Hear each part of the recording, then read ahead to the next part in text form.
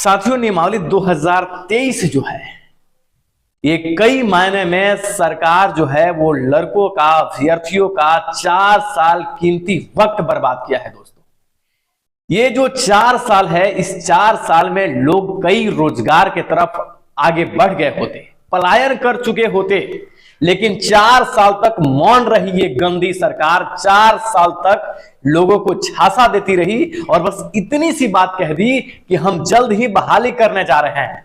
अगर ये सरकार उसी वक्त बोल दी होती कि बहाली नहीं, तुम्हारी एक और हम परीक्षा लेंगे, तो शायद ये लोग पलायन कर गए होते, ये लोग दूसरा रोजगार ढूंढ लिए होते। लेकिन ये सरकार 4 साल में 4 बार परीक्षा लेने की बात कर दी। सरकार की ये पूरी नियमावली जो 2023 है वो शिक्षक भर्ती नहीं, 4 साल इंसान के समय को बर्बाद की और उनको तोड़ के रख दी है। हमारे बिहार में शिक्षक बहाली प्रक्रिया, शिक्षा व्यवस्था जो है किस तरीके से अभ्यर्थियों के जीवन को बर्बाद किया गया है, इस बात को हम बस ऐसे समझ सकते हैं कि 2019 में सरकार ने एक परीक्षा लिया। परीक्षा में सरकार ने जो नोटिफिकेशन निकाला, उस नोटिफिकेशन में सरकार ने ही माना कि विगत अभी तक जो शिक्षक भर्ती प्रक्रिया हुई है उससे हम अलग ये परीक्षा लेने जा रहे हैं, और तब सरकार ने नोटिफिकेशन को आगे बढ़ा दिया दोस्तों, और सरकार ने ऑफलाइन एग्जाम लिया। ऑफलाइन एग्जाम लिया तो जेन्युइन कैंडिडेट पढ़ने वाले मेरिट सूची में आए, बहुत खुश हो गए। ये सारे खुश होने वाले लोगों को लगा कि सरकार अब क्या है, हमें तो नौकरी दे देगी। लेकिन सरकार, कोविड पैंडेमिक का महामारी था और उस एग्जाम को सरकार ने कैंसिल कर दिया। उस वक्त लोगों के, उस वक्त शिक्षक अभ्यर्थियों के दिल पे क्या गुजरा होगा, जरा सोचिए। जो पढ़ने वाले लड़के थे उनका एग्जाम सरकार ने कैंसिल किया। फिर दोबारा सरकार ने कहा कि ऑनलाइन एग्जाम हम लेने जा रहे हैं। फिर पढ़ने वाले लड़के थे, सोचे क्या दिक्कत है, हम फिर एक बार एग्जाम देने जा रहे हैं, हम फिर एक बार एग्जाम देंगे, हम उसी जोश, उसी उम्मीद के साथ एक नई परीक्षा देंगे। और फिर ऑनलाइन एग्जाम जो शुरू हुआ, उसमें अभ्यर्थी जो फिर अपने मेहनत से एग्जाम में बैठे और पास कर गए। पास करने के बाद सरकार ने मेरिट सूची बना दी। इतना ही नहीं दोस्तों, उस पैंडेमिक महामारी में एक गंदी सरकार जो है वो कुछ सेंटरों पे फर्जीवाड़ा की बात आ गई, कुछ प्रॉब्लम आ गए, तो सरकार ने उनकी एग्जाम कैंसिल करके एक और परीक्षा ली, और परीक्षा लेकर के फिर रिजल्ट जारी की और मेरिट सूची बनाई, रैंक दी। 3 बार परीक्षा देकर के ये जो अभ्यर्थी हैं 2019 से, वो बहाली का इंतजार करने लगे। सरकार बार बार कहती रही, उनको आश्वासन देती रह गई है कि हम बहाली करने जा रहे हैं, हम बहाली करने जा रहे हैं, हम नियमावली बना रहे हैं। नियमावली नहीं, ये बिरबल की खिचड़ी बना रही थी। ये संविधान इतना टाइम नहीं लगता है बनाने में, ऐसा ये नियमावली बना रही थी। और फिर सरकार अचानक आज कहती है हमारे सामने कि एक और हम परीक्षा लेने जा रहे हैं, और ये बीपीएससी के माध्यम से एक और परीक्षा होने जा रहा है, और इस परीक्षा में सिलेक्टेड जो हमारे कैंडिडेट रहेंगे उनको हम नियमित राजकर्मी मानेंगे। 4 बार परीक्षा लेने का तुम्हारा जो दावा है, 4 बार ये नई सरकार जो एग्जाम लेने की बात कर रही है, इसमें सबसे बड़ा लोचा ये है कि अभ्यर्थियों को जीवन के साथ तुमने 4 बरस उनके जीवन को बर्बाद कर दिया है। अगर तुमने क्लियर बोला होता कि फिर हम परीक्षा ही लेने जा रहे हैं, तो नियमावली हम जो जारी करने जा रहे हैं, हम एक नया परीक्षा लेंगे, तो तुम लोगों ने क्यों लोगों को शुरू से यही बोला कि हम बहाली करने जा रहे हैं? तुम गधे लोग क्यों युवाओं के किसी के जीवन को बर्बाद किया?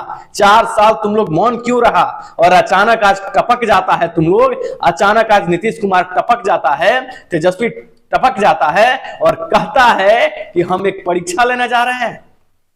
यही नीतीश कुमार बिहार के मुख्यमंत्री को यही जब परीक्षा लेना था, तो जब से ये नोटिफिकेशन STT 19 का आया है, उसी समय से क्यों कह रहा है कि हम बहाली करने जा रहे हैं, और आज कह रहे हो कि हम बहाली नहीं करने जा रहे हैं? और बहाली के नाम पे लोगों के लाइफ के 4 साल बर्बाद किया है तुमने। बात यहां परीक्षा की नहीं है, तुमने 4 साल जो कीमती वक्त लोगों का बर्बाद किया है, इसका हिसाब कौन देगा? और तुम्हारे परीक्षा का क्या भरोसा? जो एग्जाम महामारी के समय में 4 बार तुमने कंडक्ट, 3 बार करा दिया, चौथी बार तुम अपना नया अभी जो अपने स्टेटमेंट दे रहे हो नियमावली के नाम पे, तो तुमने क्यों नहीं कहा कि तुम्हारी बहाली हम 4 साल नहीं करेंगे, 4 साल में लोग अपने रास्ते पे होते। आज जो ये हमारे शिक्षक अभ्यर्थी जो रो रहे हैं, ये पहले वीडियो को आप देखिए, ये हालात तो नहीं बनता ना। सीटी आपको कहें या नहीं कहें, ये बता दीजिए पहले। सर अब हम लोग तो कहीं के नहीं रहे, हम लोग कहीं के सुसाइड करने वाले हैं। अब हम लोग को शिक्षा मंत्री ऐसे कर दिया है ना कि एकदम मौत के मुंह में ढके। नई नियमावली के बारे में क्या मतलब कि अब कुछ कहने के लिए बचा या नहीं बचा? सर हम लोग के पास कुछ भी कहने के लिए नहीं बचा है नई नियमावली के बारे में, जिसका इतना दिन से वेट हम लोग कर रहे थे कि नियमावली देंगे सरकार, तो हम लोग को हाथ में लड्डू बैठा दे दिए हैं। निराश लग रही है बहुत, आंख नम है। सर हम लोग इतना परेशान है ना, हम लोग इतना परेशान है सर, लड़की होके इतना बौक रहे हैं, अभी रोड पे बौक रहे हैं हम लोग अकेले। कितने साल भटकी ये बताइए? सर 4 साल से हम लोग वेट कर रहे हैं, 4 साल से वेट कर रहे हैं। जब सुनी ये खबर तो क्या आया दिमाग में सबसे पहले? सर हम लोग को तो लगा कि सुसाइड हम कर ले, अब हम लोग को मौत के अलावा कुछ दिख ही नहीं रहा है सर। तो फिर से एग्जाम देना होगा, अब क्या होगा? सर हम लोग एग्जाम से नहीं डरते हैं, एग्जाम से हम नहीं डरते हैं, लेकिन हम एग्जाम ही लेना था तो 4 साल पहले क्यों नहीं लिए एग्जाम? एग्जाम लेना था तो 21 में क्यों नहीं लिए? 21 में जब हम लोग का रिजल्ट आया था तो उस टाइम में क्यों नहीं लिए एग्जाम? उस टाइम में क्यों नहीं लिए शिक्षा मंत्री जी एग्जाम? शिक्षा मंत्री के यहाँ मिलने गई थी, मिल पाए? नहीं मिल पाएंगे। अब क्या अगला स्टेप आप लोग का क्या है? क्योंकि सीटेट खत्म, बीटेट खत्म, हर चीज खत्म।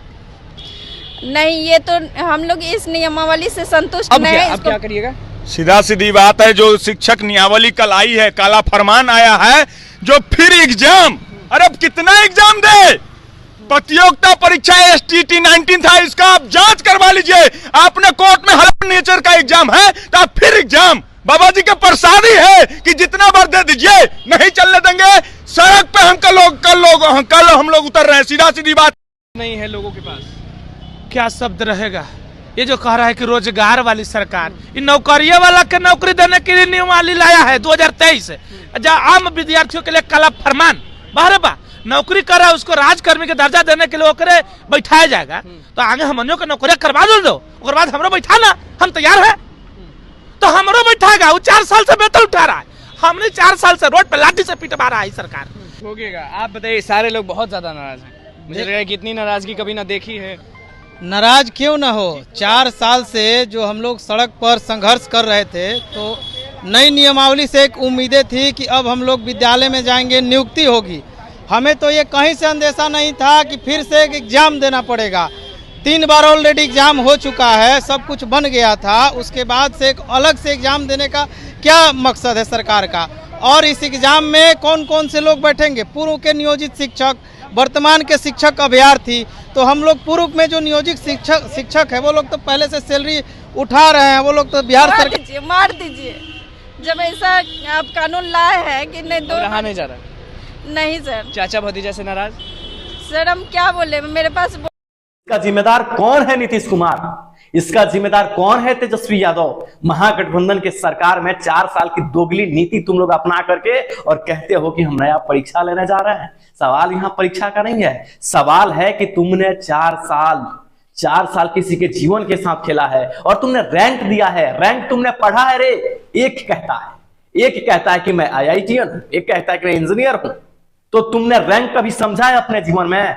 और एक तो भला matric, inter fail, BA fail हो, क्या फेल, उसको अब तो कोई बात ही नहीं है, वो तो कठपुतली है। और राजनीति का जितना षड्यंत्र खेल रहा है वो समझ रहा है कि हम बहुत बड़े शेर बन रहे हैं और बहुत बड़ा हम काम करने जा रहे हैं। तो ये उचित नहीं है, ये युवा किसी को नहीं छोड़ सकती। तुम्हारी क्या औकात है? सारण में जो शिक्षक संघ का जो चुनाव था तुम भूल गए हो। सरकार अतिशीघ्र अपने प्रावधान को चेंज करे और बहाली अतिशीघ्र जो है वो शुरू करे। सरकार जो प्रक्रिया करने वाली है उसमें विलंब न करे। वैसे ही 4 साल 5 साल का ये विलंब काफी लंबा हो चुका है और अब विलंब बर्दाश्त के काबिल नहीं है।